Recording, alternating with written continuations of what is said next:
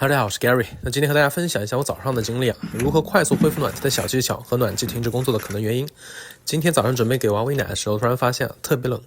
那家里面可能只有16、17度，赶紧打开 Ecobee 的软件，果然有警告，赶紧跑下楼看看原因，发现上面说凌晨3、4点的时候，暖气已经不工作了，当时的气温已经下降了2度。那如果你是租的话 ，rental 的 furnace， 请赶紧打给自己的公司，他们会派人赶紧过来给你检修的。那他们来之前可以用我这个方法来自救一下，其实只需要10分钟。首先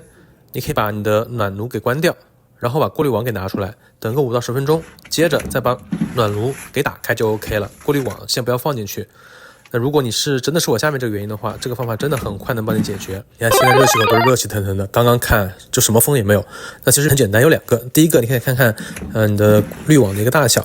我不是说尺寸的大小，我是说他们这个最小效率报告池的大小。那我这个是13，大家可以看看这幅图，它是可以捕捉到微小颗粒和病毒的。因为我家有娃嘛，所以我想的是能够买的密度大一点高一点，而且的话能够除掉霉菌还有宠物的毛发，让娃吸的空气更好一些。但是我最近2、3个月都在带娃，所以忘记换了，应该是这个过滤网堵住了导致的，触发了暖炉自我保护的一个机制，让它停掉了。那还有一个原因就大家都知道冬天比较干燥嘛，现在家里的湿度也就20%左右。那很多人在家里面会开加湿器，因为家里有娃，所以湿度最好控制在50%左右。所以家里整个通风管道它的湿度呢，湿气都特别大，所以这样的它的那个过滤网沾水之后，其实更加容易堵住了，跟夏天相比所以家里有小孩、老人需要保持一定湿度的家庭一定要好好的注意。那其实我们这种普通的家庭过滤只需要达到第8个等级的 MERV， 也就是600到800左右等级的 MPR 就可以了。